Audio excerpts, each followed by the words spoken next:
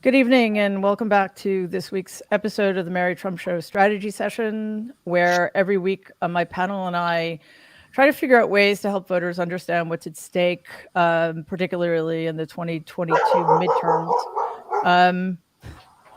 And our pets join us in that endeavor. There are 168 days until the midterms, and tonight I'm really honored. I couldn't have asked for a better panel, particularly in light of recent events. So I'm honored to have joining me Dahlia Lithwick, senior editor at Slate, contributing editor at Newsweek, and host of the excellent, not to be missed podcast Amicus. Robbie Kaplan, founder of Kaplan, Hecker, and Fink, renowned attorney known for successfully winning her fight against the Defense of Marriage Act in front of the Supreme Court in United States versus Windsor, and many other incredibly relevant ongoing cases, some of which hopefully we'll get to talk about tonight. And Jen Taub, expert on white-collar crime, professor of law at Western New England University School of Law, and author of the indispensable Big Dirty Money. Thank you all for being here. And, you know, we need to start. Well, I'm going to quote Senator Chris Murphy, who's a Democrat, and after Sandy Hook became one of the most vocal advocates for gun control legislation in the Senate. He said, "I think everybody here is going to be shaken to the core by this," to which I say, no, everybody will not be shaken to the core by this. And this is the problem. 10 people were murdered in Buffalo, New York last week, and today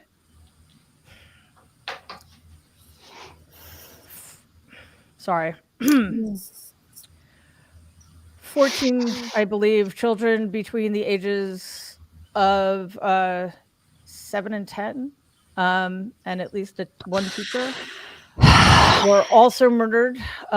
In Texas, where the criminal attorney general, Ken Paxton, responded by saying that the solution to this epidemic is to arm our teachers, to which I say, when is this fucking scumbag going to be in prison?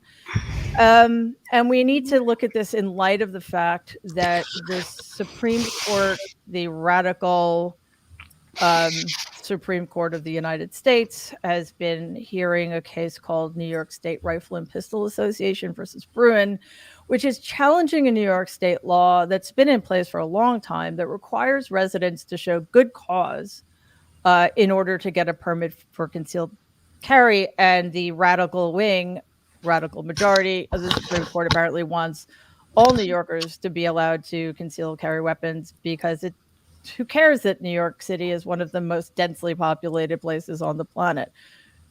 So, all of that being said, Dahlia, how?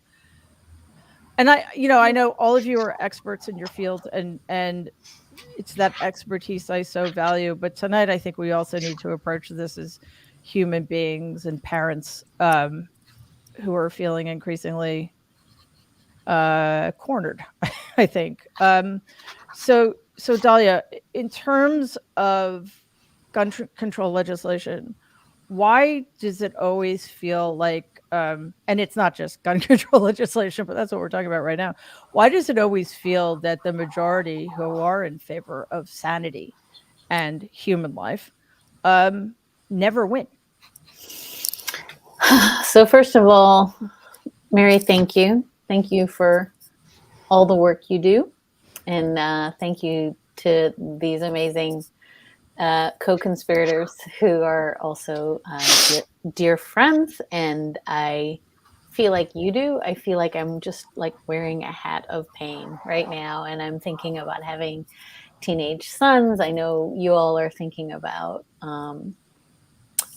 what it is to like send your kids off to school and not be super sure what's going to happen and how that informs everything and how insane that is. To your question, I guess, Mary, I would just say this, the conversation we were a little bit more going to have, which wasn't going to be about guns but abortion, was what do you do when like massive majorities of people don't want a thing? And we live in a moment where the Supreme Court makes you have the thing, right? And that we are living in a moment of massive, unprecedented, certainly since the founding, minority rule. And that you have, we can talk about the fact that 5 of the 6 Republicans on the current US Supreme Court lost the popular were appointed by presidents who lost the popular election, but for the Electoral College, they would not have been president. They were then empowered to seat people that the Senate ratified. The Senate that, if you live in California and New York, you have 2 senators, and you also do in North Dakota, right? So we have a malapportioned Senate, an Electoral College, we have minority rule, entrenching minority rule, and then they seat justices on the US Supreme Court who then, through gerrymandering, through vote suppression, through any number of mechanisms, cut off the vote. And so I think the best, shortest answer to your question is, what do you do when from the founding you had a system in which white rural men, at the time slave owners, had all the power to put their thumb on the scale, and that we still live under that. We still live under that, whether it's the Electoral College or whether it's the Senate or whether it's the Supreme Court. And so you have, 70% of the country doesn't want Roe overturned. 70% of the country, more than 70%, does not want constricted gun control. And yet we're about to get it. And so I think the structural, boring answer to your heartfelt, capacious question is, we simply continue to live in a world in which minority rule entrenches itself through the courts, through the Senate, through the filibuster, through every single one of the boring, wonky things we don't want to talk about. And that means that massive numbers of Americans want change, and it doesn't matter. That's an unsatisfying structural answer to your very hard question. Well, it's absolutely true. And people do need to understand that for a lot of reasons. But the main reason that concerns us right now, they need to understand it because they've got to stop blaming the current administration for things that are, let's leave aside gas prices and inflation because, there's only so much one human being can take. There's only so much that Joe Biden can do, or, the executive branch, or the, I don't know, evenly divided Senate. I don't know if you want, I don't even know if we can call that, can do. So people need to know that the solution to that problem is to keep voting, even though, I don't know, it doesn't always seem to do any good. But Robbie, one of the trends that has made the situations we're dealing with so much worse is that, it's not just that the right is always seeming to get its way. I've often said when the Democrats are in the majority, it feels like they're in the minority. And when the Republicans are in the minority, it feels like they're in the majority, and vice versa. It's that one of their main priorities seems to be, quote unquote, owning the libs. Now, a few years ago, Adam Serwer wrote "The Cruelty is the Point," and that's sort of become a truism. So, we look at the fact that they could have nominated some right-wing conservative justice to be in the Supreme Court who wasn't egregiously awful, but they had to give us Kavanaugh. They could have given us, like a Sandra Day O'Connor, although she'd probably be like a liberal Democrat today in the context of this Republican Party.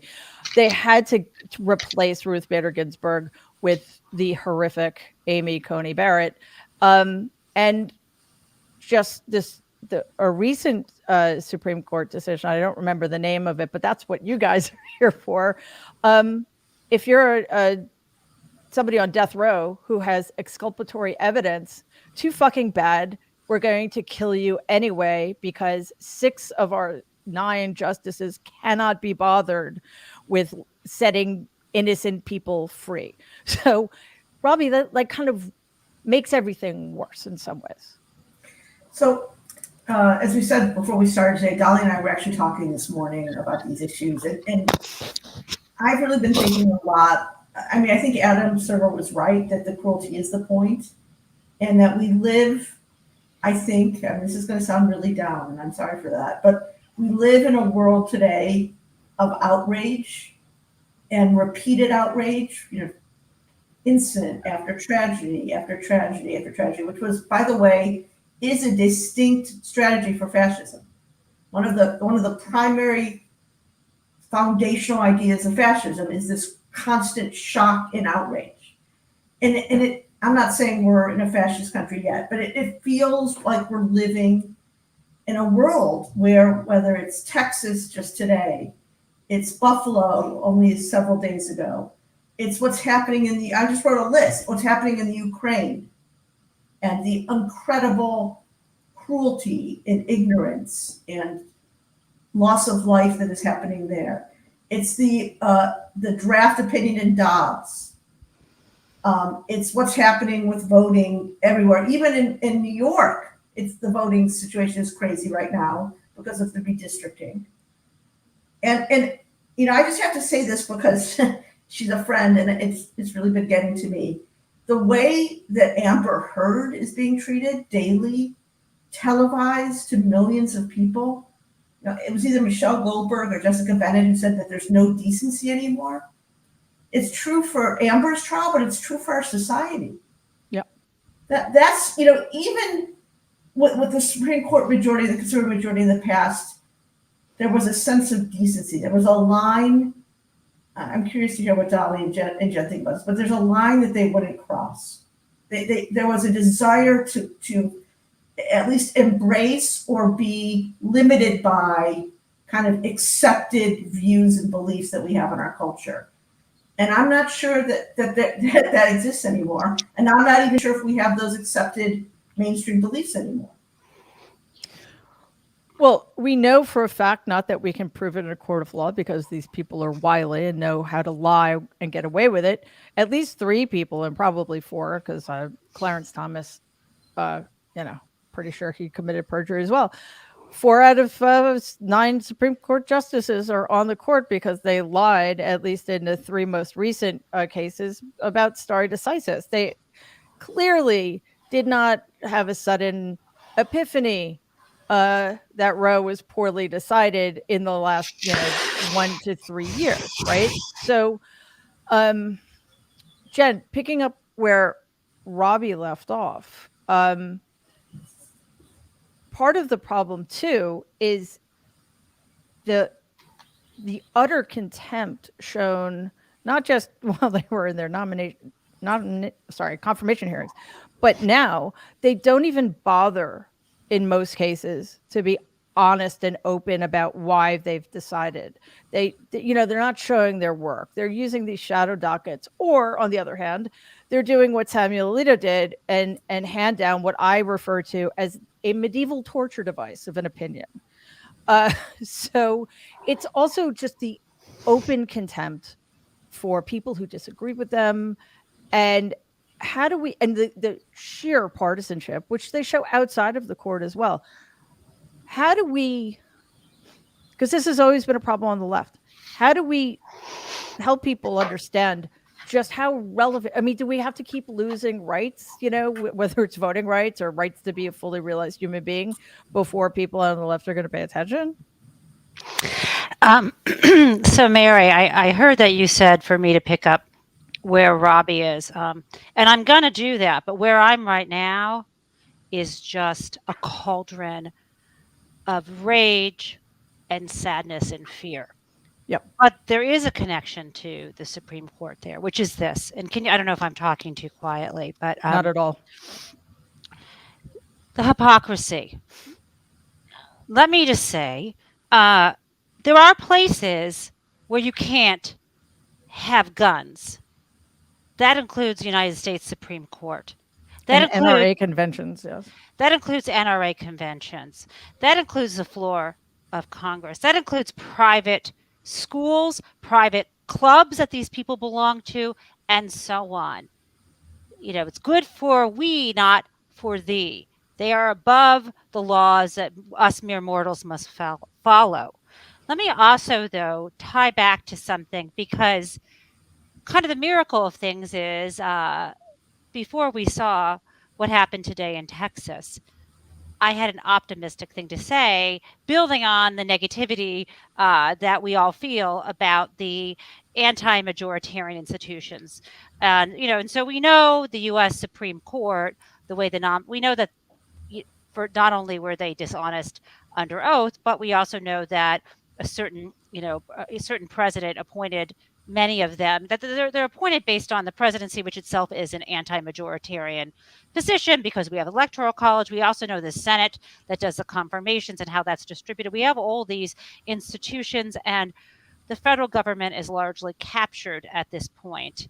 So I was being very hopeful, saying, okay, Alito says we should take it to the states. We really do need to take it to the states. And I was going to talk about an article I just read in The Nation about the importance of abortion rights groups in the states. But here's the hypocrisy. This is why I can't even speak. It sounds like I'm speaking, but I'm actually just screaming, and maybe words are coming out. But here's the deal. We can't take it to the states when it comes to the Second Amendment. Why the fuck not? Apparently, I'm not qualified enough to be able to read those words, but they do talk about a well-regulated militia. Send that back to the states to decide what they consider to be their internal well-regulated militias. Now, one last thing. I mean, there'll be more things, which is this. Although I've gone to law school and I teach law, I never really learned to think like a lawyer, right? I can write like a lawyer, I can speak like a lawyer, but I think like a human. And there's nothing in any society throughout history but dishonor, shame, and complete sadness when you see children being killed. And as much as I thought we were all just numb to death after 1 million people died from COVID, many of whom we could have saved here and worldwide if we had had the proper response here in the United States from the beginning. I thought we were numb to that, but apparently many of us are not. And I hope that these people on this podcast who are smarter than me can figure out how we can actually, no, they can't, save children. That's what I have to say. Well, it is, that is the conundrum. Yes. I mean, on the one hand, we are dealing with a vast majority, hopefully a minority, but a significant minority of people in this country who don't fucking care. I had a conversation, it seems like it was 500 years ago, but I think it was in the fall of 2020 with my friend Ruth Ben-Ghiat. And I was mentioning to her that one of the things that just blew my mind was the fact that, people who were saying it was a hoax, or were saying that the vaccine weren't going to get vaccinated and weren't going to wear masks because my body, my choice, right? That they didn't seem to care that they were putting the lives of people they love at risk, including themselves. And she made what turned out to be a quite prescient point, that the devaluation of human life is something that's happened over time, and that has been fueled in large part by the gun lobby and the preference of guns over lives, including lives of children. And Dahlia, I think between that, how do you fight somebody who's perfectly willing to, die for no reason? There's that, and then the other hand, as you all have been laying out, we live in a very unfair, literally unfair system. So, when you lay it out like that, it seems really demoralizing, and that's the opposite of what we want to be doing here. So, how do we counter that if we can?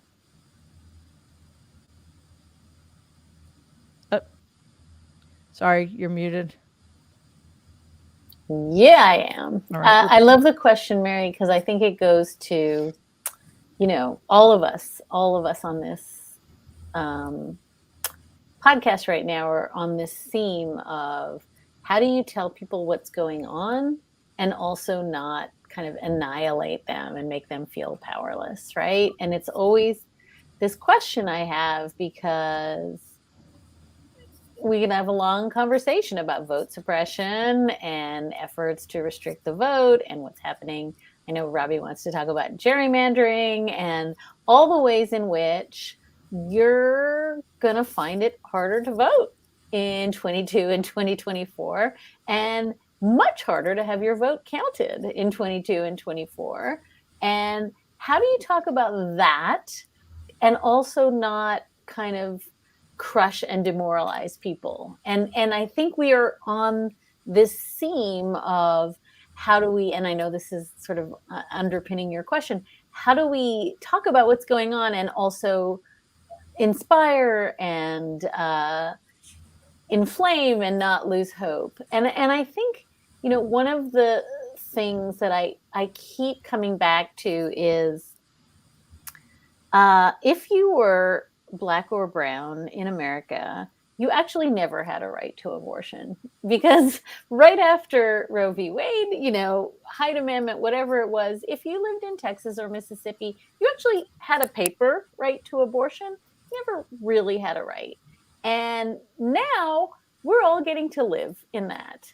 By the same token, and I'm thinking here of Carol Anderson, the historian, who, you know, said on my podcast in right before the 2020 election, welcome to America, white people, vote like you're Black. Because if you are a person of color in America, you actually never, you had a right to vote that was on paper, and you stood in a line for a really long time. And if you were very lucky, you had water and something to power your phone and comfortable shoes. And so I think part of the answer is, and this seems long-winded, but I hope I'm sort of sticking the landing here, that we all now get to see what it was like to be not privileged, not lucky, not born in the right time and place. Because if you were not privileged and not lucky and not born in the right time and place, you always voted like this. This was always your healthcare system. This was always your educational system. This was redlining. This is your neighborhood.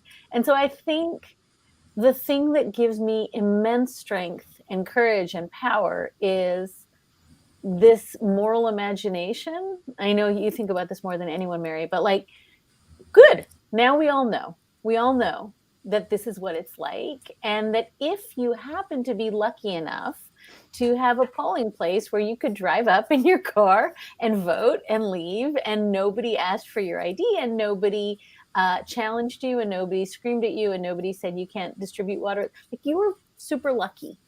And so I think part of the challenge right at this moment is to say, whatever the context is, many, many, many, many millions of people have lived like this forever.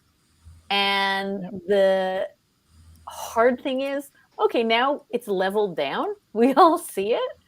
But the good thing is we can all name it and we can respond to it. And it is much, much better than saying this isn't happening. And so I think this is a very roundabout way of saying that the gaslighting has been our enemy.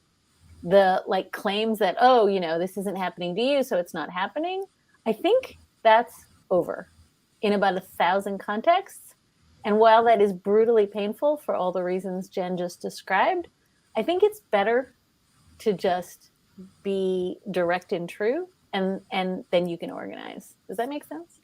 Oh, it makes perfect sense. And it there's so much there. While you were talking, I was thinking about something Eric Foner wrote in his short history of Reconstruction. And I'm sort of obsessed with Reconstruction because it was so much was accomplished, and yet it's one of the greatest failures in human history. And he basically, I'm paraphrasing, he basically said, imagine how the political landscape would have changed if Northerners had protected the rights of newly freed, formerly enslaved people instead of the rights of the traders who were responsible for the deaths of over 700,000 Americans. You know, think about it. Mississippi had 2 Black senators during Reconstruction. Mm-hmm. And then more recently, because I'm going off on a tangent, but I I'm increasingly struck by that because in order to combat that potential, what white Southerners ended up doing was turning the South into a closed fascist state for several decades. And then we get the Voting Rights Act in 65, 64. Sorry, I don't remember. One of those. It was like around when I was born, which is also terrifying and sad.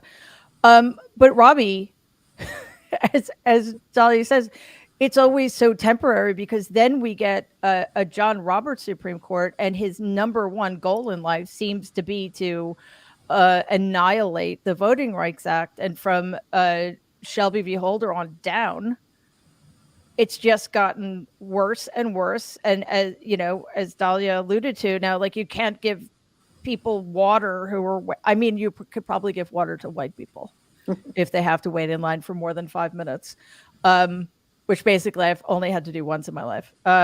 You know, you've got a bunch of Black Americans waiting online for 9 hours. You can't give them water. You can't give them food. You can't do anything for them because, you know, these people are so endlessly creative about how they want to fuck over people of color in America. So, yes, white America, white women in particular, who a majority of whom voted for Donald twice, welcome to a world in which you don't have the rights of a full citizen. But Robbie, like, how many rights do we give up before we do anything about it? And how hard is it to get rights back once you've lost them? I don't have happy answers to either of those questions. As to how far it has to go, I don't know. I mean, look, I'm part of me is a hopeless optimist, and part of me thinks, okay, this is the final line when something like the Dobbs draft gets issued, and women throughout the country are told that they're second-class citizens, and that poor woman, I don't know, you read about in Indiana, who acknowledged to her church that she'd been raped as a 16-year-old by the pastor, gets pregnant and needs to do something about it and has to hide the pregnancy and then needs an abortion. Maybe that's the line. Maybe people will finally realize that we need to do something about this country and its fundamentally anti-democratic structure right now. But I don't know. I think there should be a lot of really pissed off women, but there have been a lot of really pissed off women for a long time. And as to the question of how to get the right back, I mean, there's legislation, obviously, that can happen. There's federal and state legislation that can happen. But how we get it back in terms of the Constitution is a very, very hard question, because this court is going to be subject to some kind of a radical reform in terms of the number of justices or something. This is going to be the court for the rest of our lifetimes. Well, and once they take something away, I don't think they're giving it back again anytime soon. I want to stick with you for a second, Robbie, because I know I kind of set you up with a very grim question, and I apologize, but I live in grimness, so that's fine. Yeah. But it sort of feels like now is the time for radical reform. But I kind of feel, and again, most people probably don't believe me, but I am an optimist, unfailing optimist. Maybe not anymore, but I used to be until about 4 years ago. So I don't think it's over by any stretch of the imagination, but I do think if we lose in 2022, either the House or Senate or both, it will be over, because there will no longer be a free and fair election in America. So part of it is, again, like, how do you help people understand that without demoralizing them and enervating them? But how do you explain the inaction of the party and the seeming inaction? Because, people don't understand it, the way everything works necessarily. And I have to be completely honest, I'm not really sure why certain things haven't been done either. So how do we square that? Well, that's why 2022 is so scary, because in reality today, we're not really, assuming we're all Democrats on this call, we're not really the majority party in Congress. We really don't have the majority in the Senate. Right. We have two Democrats who aren't voting with Democrats and aren't willing to pass the kind of legislation that the overwhelming majority of Democrats want them to pass. And they're not willing to vote against the filibuster in any respect for voting rights or for any other reason. Gun control, I think Manchin just said today he wouldn't do it. So we don't have a majority. We're not really in control of all three branches. We're only in control of the White House. And if we lose more votes in 2022, it's only going to get hellishly worse. I mean, forget not passing anything. I think what we'll see for the next 2 years are just insane amounts of congressional investigations into insane topics like why are COVID vaccines really bad for you? Why, abortion kills women more than women dying in pregnancy and childbirth, which we know isn't true. Lots and lots about Hunter Biden's laptop. That's what they're going to be doing. And the idea of getting anything constructive done, as bad as it is now, it'll be much, much worse. And it's true, they will try to do greater damage to voting rights and the status of voting rights than already exists. So people need to I guess the only answer is if you got to wait, for hours in the sun, unfortunately, bring a sun hat, put on your suntan lotion, bring your own water and stick it out because unfortunately, I don't have an alternative. Where I used to think the courts were an option, the goal of most lawyers today in my position is to avoid the Supreme Court. You never want to get to the Supreme Court anymore because it's only going to get worse. Right. And, I'm willing personally to go to jail. I plan to set up a taco truck on every corner in districts where, Black people are forced to vote under horrific conditions. And I'm sure plenty of other people are willing to get arrested for that too, if only to underscore the absurdity of these grotesque racist laws. But Jen, one of the things I've been grappling with is that, shockingly enough, Biden and the Democratic Senate have accomplished quite a lot. And I've said this many times before. What's infuriating is that, especially in the media, but other people as well, they treat the Biden administration as if it's a normal administration that followed another normal administration, which is so shockingly untrue. It's hard to describe what a grotesque and unfair characterization that is. So, in fact, recently, Mehdi Hasan had a 60-second video where he went through all of the accomplishments. And I actually was going to watch it this evening, but events intervened. And because, people think with the strategy sessions, they think I'm being negative. I'm not being negative about policy at all. I'm negative about the structural problems, and the criticism is constructive criticism about strategy. So the Dems win because they haven't been great at fighting the kind of fight that needs to be fought. So, Jen, it seems though what's like nothing. The good stuff isn't breaking through. The bad stuff that the Republicans are doing isn't breaking through. It's literally like inflation and gas prices, which are being blamed on Biden, even though no president in the history has control over those two. So how do we make sense of that? Because that's kind of mind blowing to me. Well, I've got a lot to say about that because it's funny when you say breaking through, as much as I kind of live and camp out on Twitter, life isn't Twitter. And so what breaks through to people is, where people are, where they live is what is around them. Right.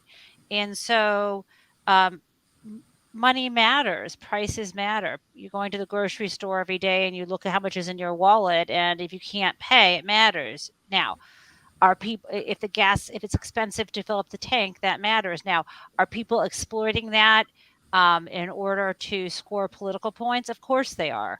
But this is the thing, and I absolutely love and anything that Joe Biden is doing. I think is incredible what he's doing, rallying the NATO together and the world together behind helping Ukraine defend itself against Russian aggression. There's so much that he's doing that's good. But the reality is, if people are already struggling to pay their rent, to pay their debts, to pay their bills, it really matters. This is something that Carter learned to his peril. And a lot of the reason why inflation was spiking in the 70s under Carter was due to the oil embargo. There's some similar stuff happening now, and he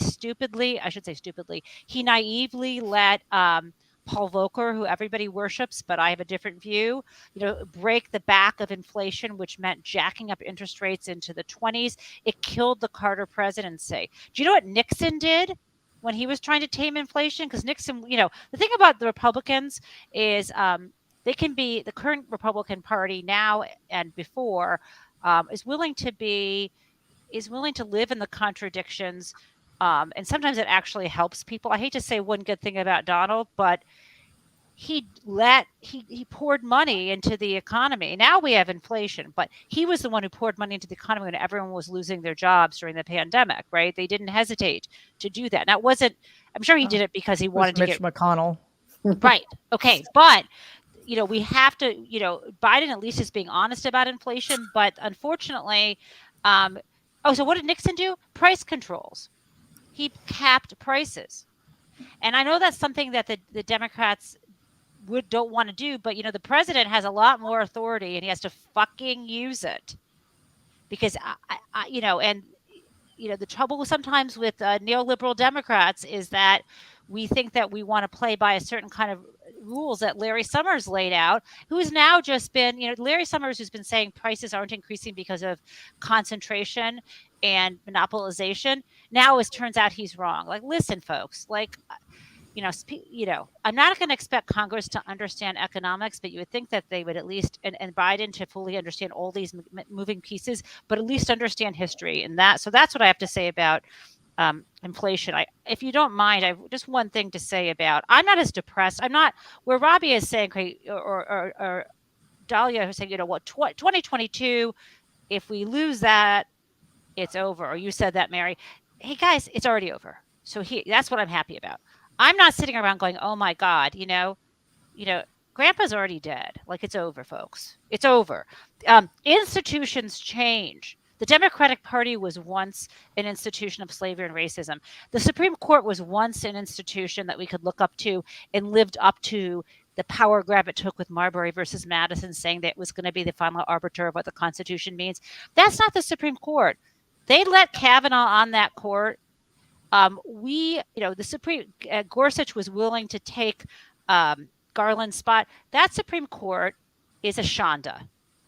It's not even a Shonda because of, anyway, it doesn't, it is what it is. It's a political body. It's blatantly undermining women's rights. So that's what it is. I have no respect for that institution. And I'm sorry for Elena Kagan, who says, how will we get the stench off? It's not coming off. I'm really sorry for Justice Jackson. Oh, I love her though. That's one of the reasons. She's amazing, and I feel terrible. She can still. But you know what? But life is complicated. She can be one of the good people there. But that's so we have the frog has boiled. Get out of the water. Find a place where it's not. So what I'm saying is, I do think in some places we have to work in the states. Think about the states. States that will only elect Republicans still passed a minimum $15 minimum wage. We've got to find the power where we have. And I'm not just saying this on my own. I did speak in like October of 2021. I ran into this mathematical genius from data scientist from Princeton University, whose name I'm going to forget. And, the only thing we have holding our democracy on by a thread is building in the states in grassroots way, school boards, all of it. It's not just running for office. It's showing up at the school board meetings. It's telling these people, put the books back in the school. It's saying our trans kids deserve respect. All of it. We need to be there because we've lost some of these institutions. I'm not going to try to put, lipstick on Kavanaugh. He's a pig. It's over. But I'm going to find places that we can still save and build from there. Well, I agree. When I say if we lose in 22, it's over, I mean, it's shorthand. America's not a democracy. It's never been a democracy, but it has the potential of being a democracy. If we lose in 2022, I think that potential is gone. But you're right in terms of just being realistic about where we are is important, because I think the Supreme Court is one of those institutions, kind of like religious organizations, that are automatically given respect. We need to change that. In fact, one good thing Donald did do is show us just how weak our institutions are, and clearly we need to take that with us going forward. And I don't even think we need to rebuild them. I think we need to reimagine everything from the ground up. So, Dahlia, Robbie was talking earlier about, what the Republicans are going to do if they get into power. My question is, even though the margins are slim, and I don't think there's an answer to this necessarily, but it has to do with failures of accountability, which is something I'm obsessed with, because we see it with Ken Paxton, whom I referred to earlier. We see it with Matt Gaetz, whatever his name is. We see it with all sorts of elected Republicans who've committed malfeasance and never been held to account for it. We see it with the January 6th, and who knows what's happening with that.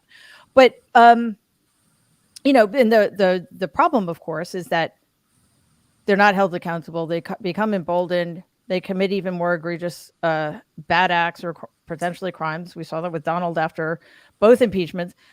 So I'm just not sure why the Democrats aren't holding their own hearings, not just about January 6th, although that's incredibly important, but about the fact that, hundreds of thousands of people were essentially willfully killed because of the malignant inaction of the administration. And we can go on. And yet, I don't know, we can't leave it all up to one committee that's going to hold 6 hearings. So I think two things that are threaded through everything we've heard tonight. One is the system is working exactly as it was designed. It was designed to privilege land-owning white males for longtime slave-holding land-owning white males, and it's working, right? And that's so that asymmetry is baked in, and part of that asymmetry is why the Republican Party is looking around saying, we never need to get another vote. We could keep winning. Millions more people might vote for the other side, and we will keep winning. So we start with that asymmetry, right? And stipulate to that. And then I think stipulate to this other thing that is under what Jen just said, which is really important, which is if you are the Democratic Party, you are inherently trying to do two things at once. You are trying to prop up institutions, and you are also trying to fight what the other side is doing. And how different that is. Think about Bill Barr's Justice Department, right? Bill Barr's Justice Department wasn't trying to prop up the integrity or the dignity or the regard for the Justice Department. He was just trying to go after Donald Trump's enemies and bolster Donald Trump's friends. So that's a two-front war, right? Merrick Garland, for all that everybody wants to crack on him and for all that anyone wants to crack on Stephen Breyer, are doing two things at once. They are trying to really shore up institutions that are crumbling in front of their eyes because, and I say this all the time, without those institutions, we're in big honking trouble, right? No. We don't function. If we don't have a functioning Justice Department, if we don't have a functioning federal, Article 3 court, if we don't have a functioning, system of rule of law, then we have nothing. We have, as I often say, Plan B is the army. That's not good, right? Now we're just in Hungary. And so I think that the Republicans are literally. Right. And so they are literally in Hungary. But I just want to make this point that it's so easy and fashionable to say Biden sucks and Garland sucks and, Breyer sucks, and everybody who's trying to do these two things at once sucks. But it is much, much easier to do what Elise Stefanik is doing, which is burn it all down, don't care about the institution, than it is to do two things. So start with those two asymmetries I've just described, which is a system that privileges one side over the other, and then a system that makes it almost impossible, if you want to inculcate value for institutions, to also then like meet like with like. And I think those two asymmetries are the thing you're describing, right? That is the problem definitionally. And then the question is, how do you get people who, and everybody has said this, are dealing with gas prices, who are, can't find baby formula, who have like staggered through COVID, who are trying to take care of their kids, who don't know if their mom is sick. All of that stuff is happening. How do you get them to believe in institutions? Especially when you have the other side saying, like, at the most meta level, right? The US Supreme Court is like, screw the CDC, screw the Clean Water Act, screw everything. And so I think we just need to do this very, very hard thing. And like, if I'm an ad agency and I'm trying to sell, believe in institutions because they don't suck and it's better than burning everything down and arsonists are shitty. Like, that's not a great tagline, but it is unfortunately all we have. And so I think the thing I would just sort of like, my answer to your very complicated question is, we will be better if we have a Supreme Court that people believe in. If we have a Supreme Court that decides the 2024 election and we're all just like, yeah, fuck them, then we're in big trouble. Right. And so I think that the work we have to do right now is this two-pronged work, and it's tedious and it's wonky and it's also existential. And it is the work of both saying the Justice Department has to function, the courts have to function, the state legislatures have to function, all those state AGs and SGs who are running for office who are denying the election, believe it or not, those offices have to function. That's right. And we have to, in the face of that, both put forward an aspirational idea of what democracy is and fight for it. And that is really exhausting. And I don't have a better answer because it's a sucky answer. But the alternative really is Plan B, which is the army. And that's a bad Plan B. I actually think it's an excellent answer. It's a sucky situation. But that, given the situation, that is the answer, right? And I think one of the reasons the Republicans fled the zone is because instead of being able to understand what democracy is and understand what democracy means to each individual person, Republicans are making sure that people don't have a living wage. So things like inflation, like gas prices, make their lives much more difficult. So they have even less bandwidth to deal with these larger, overarching issues about, what democracy is in America. But in terms of, there are two things you mentioned that I completely agree with. But in terms of, what's Merrick Garland doing? People, especially vis-a-vis January 6th, people saw what happened. We know crimes were committed. We think we know who committed them, right? So it's not that, I'm sure some people have given up on Merrick Garland. I haven't. But the concern is that political time and justice time run very differently, and we're running out of political time. So there's that, and then there's this the sense of that Democrats, because they are thankfully unwilling to cross the line and be the nihilists that the Republicans have become, that they're not seen to be fighting for us. And Robbie, that's a huge disadvantage. In some cases, quite honestly, I think it's true. I think that, this bullshit about bipartisanship, when Biden called Mitch McConnell his friend, which made my head explode. When we give them respect, when we say we're willing to work with them, my opinion, we're ceding ground to fascists. And that is at the expense of democracy.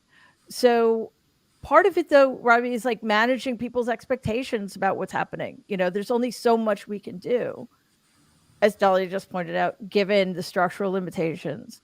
So, sorry, Well, I mean, it's just like overwhelming. I just got overwhelmed. I isn't apologize. that the issue with Biden? Like Biden, I think Biden is exactly what Dahlia is saying in certain ways. He's trying to model decency. I think he's fundamentally a decent person. Mm-hmm. And he's trying to model decency in the presidency. And that's what he does every day. He tries to get back to having normal routines and meetings with foreign leaders. And he's going to give a speech tonight about the horrible tragedy in Texas. He's doing the things to model people how presidents should act as decent human beings, and that's important. Mm-hmm. On the other hand, he's trying to get bills passed. Right. And he knows, as I said before, he's got a razor-thin margin, if that. And so he's negotiating, what can I do? Where can I get a vote to try to get something passed?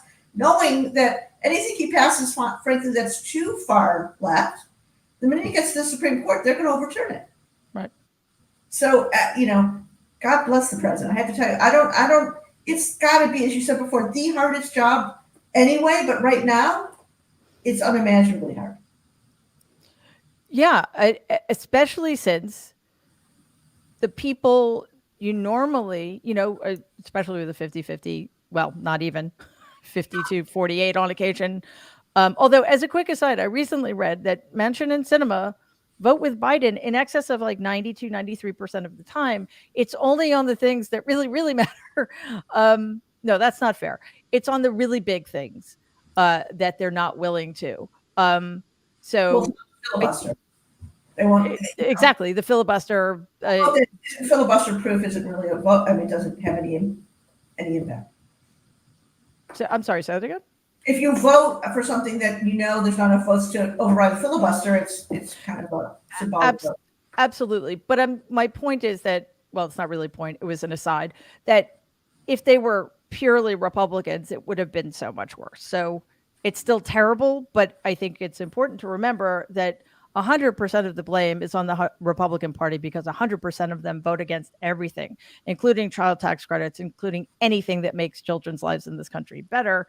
So the only reason I'm mentioning that is because I agree with you, Robbie. Biden is doing this unimaginably difficult job of trying to be decent and trying to lead in a way that he believes this country needs to be led.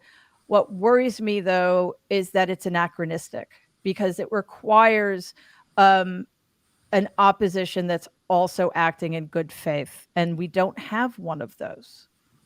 So that creates a problem. Like that's where we get the Dems aren't fighting for us problem, I think. No, I agree. So, and then, Jen, the other limitation we're facing is that, and I think Dahlia mentioned this before, all the Republicans need to do is be total assholes. And somehow that's more convincing to voters than actually doing stuff that makes their lives better, So it makes me wonder about that 74 million people who voted for Donald in 2020. So how do we... I feel like we need something really transformative, almost alchemical, to help transmutative. I don't even know what exactly the process would be, but something to get to people. Not anybody who voted for Donald twice is beyond hope, in my view. Sorry to be cynical. But the people who either don't vote or are tired and feel like the Democratic base is always taken for granted, et cetera, et cetera. There has to be something. I think Robbie used the word aspirational, and I think that's what Biden's shooting for. But I think we need to be aspirational in a context that's realistic.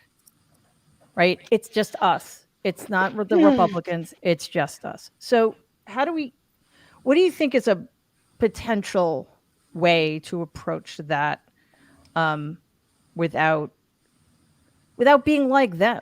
If we're like them, we lose. And what's the point anyway? Right. I was with you until you said without being like them. There's some like them things that I want to talk about, which is this. For those who want to change policy, maintain control of the levers of power, which means the majority, and that means you have the committees and so on, and being able to nominate people to the courts. In order to do that, we have to think more about what moves real people. And I consider myself a real person in this, except in this one way. Right before the 2016 election, someone, I don't know who wrote about this, they said, America isn't right and left. I mean, it ends up being expressed that way, but we're the, people who read and watch art films and drink wine, and then the people who like reality TV show and sports and stuff like that, right? Like there's a different, and this cuts across class, it cuts across. So I guess what I'm saying is, I think Democrats are forgetting that you're trying to make it sound like all of us, including those in power, not you're making it. I do this too. We're like, well, because we're all hoping to maintain institutions, and we do want, most of us are pro-choice. We want the same things, but individual people, you, me, anyone else, have our own personal ambition. Can I just clarify something really quickly? Yes. When I say be like them, I meant we can't be the Republican Party. We can't cheat, lie, and steal. No. I know. Okay, I know you mean that. But what we need, let me just try to make it shorter. Mm-hmm. When you cast someone in a movie, when you put someone in the front, there's the front of the house and then there's the back of the house, right? In other words, we need to be more methodical about the candidates who run, who can win, who are thoughtful. I mean, Biden is a great candidate because I think he was, I had a different person who was my choice, but he's someone who appealed to people. He's a good man.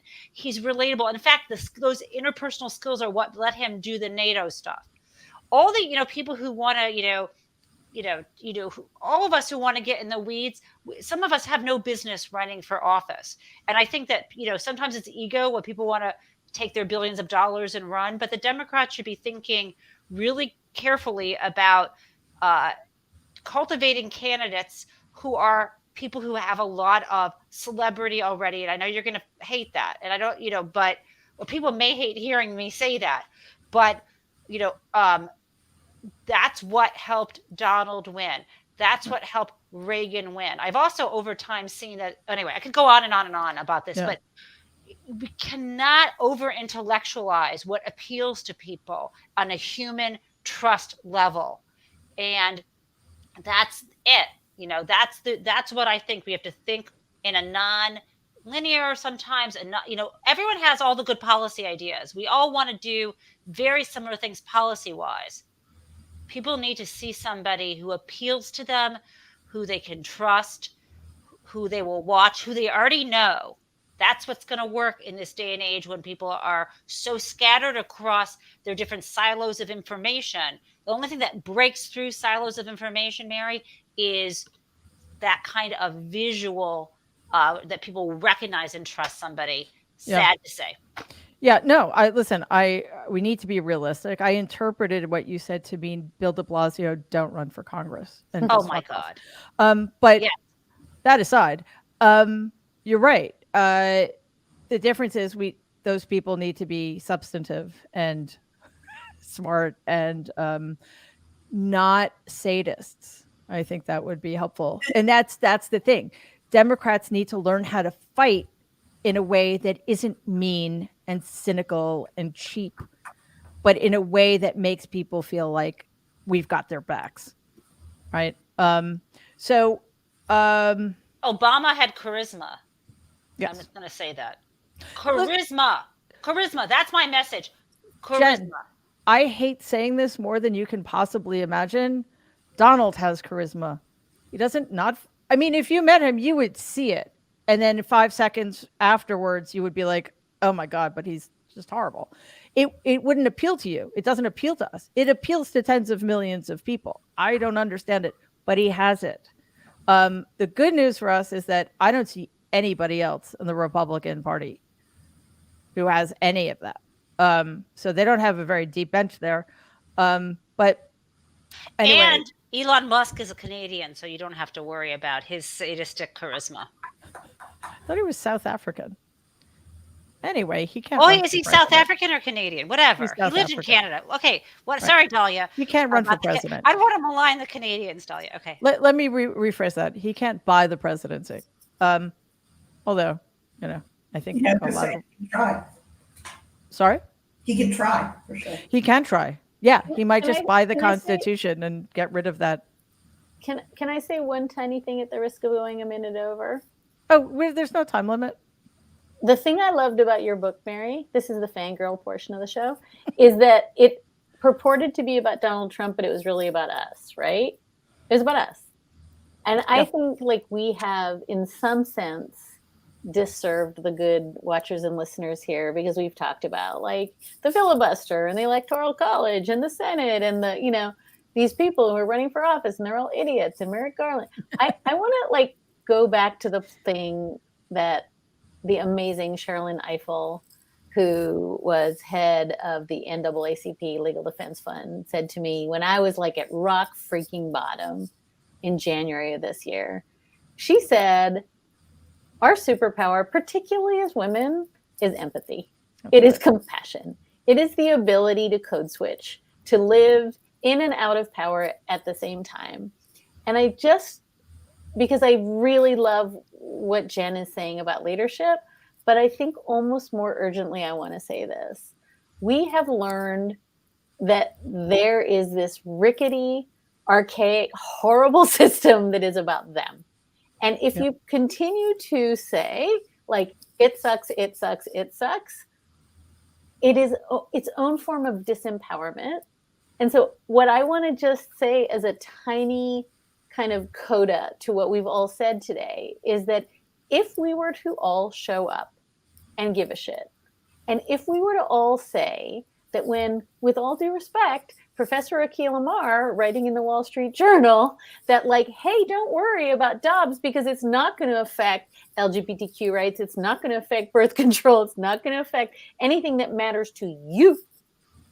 Then like we are being worked. And when Senator Bill Cassidy from Louisiana says, if we just factor out Black women in maternal mortality, then it's not going to affect you. Like we can choose to succumb to that kind of like complete bullshit slicing of the salami to say this doesn't affect you, or we can do the thing that I think women have been doing really, really well for millennia, which is to say, oh, actually that does affect me. It does affect me. And so I just want to pull on what Jen just said and say it is really, really easy to be frustrated, but like we also just need to see ourselves in other people. And we need to show the fuck up. Right. And first of all, I could listen to you and Sherilyn Ifill talk forever. Me seriously, too. It was phenomenal. And yeah, although it's funny, I've been saying for a while, it's a very difficult time to be a human being with empathy. And that is part of the problem because it's not just our governmental institutions. It's like the institutions of humanity are also being eroded by this one side that is relentlessly cruel and divisive and all the stuff that Donald is. So I have one last question to ask you guys, but Robbie, I wondered if you had any last words about what we were just talking about. I wanted to give you a chance. Look, I think it's a combination. I honestly agree almost with everything that's been said. I mean, I think we do have to go back to trying to find common decency and common humanity, and that's probably most effective at the local level. Mm-hmm. So, for example, in my case against the Don't Say Gay law in Florida, our lead plaintiff, Xander Moritz, was told by his school principal he'd had a wonderful time in high school, going on to Harvard, valedictorian, and was told by his principal, who he had a great relationship with, that he couldn't mention the fact that he was gay or that he lobbied against the Don't Say Gay bill at his commencement speech. And in this creative, brilliant way, he wrote a speech about his curly hair and said that he had this characteristic of curly hair that's very hard to live with in Florida. He wanted to fight for other kids to have curly hair so they don't have to try to straighten it. And what was heartening to me, and maybe it's just a little, but I think we have to live from these little moments to little moments now, is that he was very, very worried that he would be booed or that other kids would be upset with him because he was ruining their graduation. And it was a very, very fraught moment. And he gave this speech, and he had got a standing ovation from his class. And he got hugged literally by everyone in the community. And that's in Sarasota, Florida, so which is not exactly a Democratic bastion. So if we can create that kind of common humanity, first at the local level and then hopefully back at some point in the national level, I think that's the answer to a lot of this. And it is empathy, as Dahlia said. It's, seeing another human being, seeing yourself in another human being. And it's weird. It's because, it's also proximity, which is why marriage equality happened much more quickly than I ever thought it would. So if we can figure out how to connect those things, and I do agree at the local level, because, we need to meet people where they are. And I mean that also ideologically to a point. I mean, there's places I'm certainly not willing to go, but, there are plenty of people for whom we still need to hold out hope. Now, the last thing I always ask my guests on Tuesday night is to come up with a message, a compelling message that we can put on a bumper sticker, because the Democrats are notoriously bad at, they bring a 30-page white paper to a gunfight, and we need something that's going to fit on a magnet or whatever that people can chant and that will motivate people. I know it's a tough ask, but it doesn't need to be, it just needs to be straightforward and to the point. So anybody want to start? I don't want to blindside anybody. Okay, Jen. So I was going to say my bumper sticker was fuck the NRA, but then I decided that's a negative thing, and I want to say something positive. So I want to think of the Democratic Party as being pro real life, the real life party. We support real life, real lives, it's sort of not, the fake news, etc. bullshit. Solidarity, I think, would be ultimately my bumper sticker, though. Solidarity. Just solidarity. Okay. That's going to fit on a bumper sticker. With a D, like in the Democratic something or other. Yes, and a big blue D in the middle. Yes. Okay. I'm doing the graphic design as we go. Thank you, Mary. I appreciate it. You're welcome. No, I'm seriously making bumper stickers. I'm selling them, and I'm raising money for candidates with these bumper stickers. So. Okay, solidarity. Okay, Dahlia. So first of all, I just want to say thank you. I was like freaking vibrating when we came online an hour ago. I was not sure I was going to hold it together, and I'm just very grateful to have been in this space with you for this hour. That's not a bumper sticker. So my colleague Susan Matthews at Slate is about to launch our next season of Slow Burn, and it's before Roe v. Wade. It's going to be amazing. One of the things she has learned in her interviews with all of these people who were organizing before Roe was that all of these women went to full-time jobs, then they raised their children, then they leafleted, then they went and lobbied their congressman. They worked 22 hours a day, every day. And I guess it goes to my kind of Carol Anderson, vote the way Black people have been voting in America forever. Mm-hmm. I think we have to organize the way vulnerable communities have been organizing in America forever. And I don't know if that's the bumper sticker, but I think this can't be 7 minutes a day. It's just not going to buying a mug isn't going to get us there. And liking on Facebook isn't going to get us there. So I just think, here it is. This is where the rubber hits the road. we are going to have to put 110% of our energy for 23 hours a day into fighting for these, levers of the democracy that Jen talked about, that I think is doable. It is eminently doable because, like I said, it's about us, but this is just going to require organizing the way women in 1972 organized around Roe. Yeah, and you know how people say, for example, with Ukraine, people would say, "We're all Ukraine now," as a way to show solidarity. I think literally we could say, "We're all vulnerable communities now." Yep. So, okay, Robbie.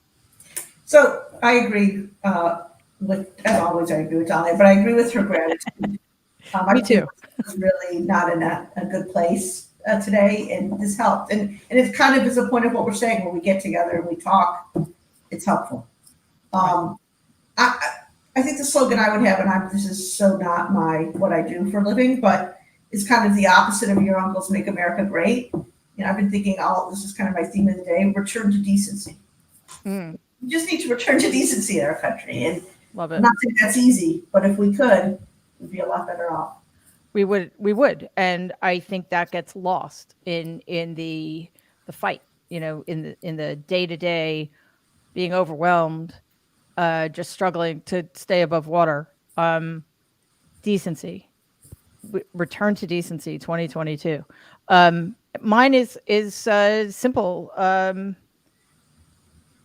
and we talked about this a lot. It's simply kindness is strength.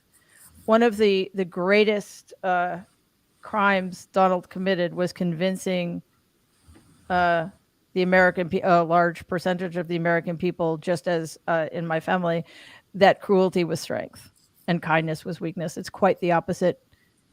You need to be a strong, grounded, empathetic human being to be kind sometimes. So that's mine. Kindness is strength. Oh my goodness. Robbie Kaplan, Dahlia, Lithwick, Jen Taub, I am beyond grateful that you were here tonight on this very difficult day. I admire the three of you so much. I admire your work. I admire your strength. I admire your commitment to what needs to happen. And I admire your selflessness. So again, thank you so much for being here. And hopefully you'll come back. Anytime. All right. Thank you. Stay safe.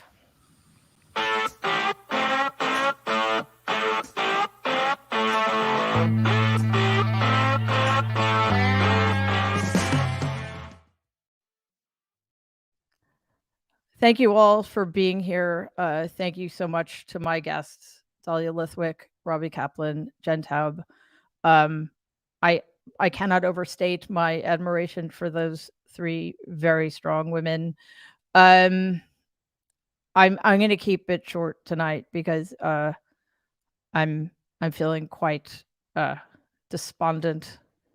Honestly, yes, they helped me tremendously, but the truth of the matter is we're still dealing with this unfolding situation in Texas, and we are going to continue to deal with other situations like this as long as Republicans continue not to give a shit about human life, especially the lives of our children who should be everything to us. And I guess that's how I'll end it tonight. If you care about children, if you care about your own children, if you care about their future, if you care about what we leave them, if you care about the quality of their lives, please make sure that the Republicans are never allowed near the majority ever again. Thank you. Tune back in on Thursday at 7 p.m. Eastern, 4 p.m. Pacific. My guest will be Don Winslow. I think that's going to be a really interesting show. And I'm going to leave it there because, again, it's been a really tough day. So thank you all for being here. Stay safe, and please keep your children safe and be kind. Good night.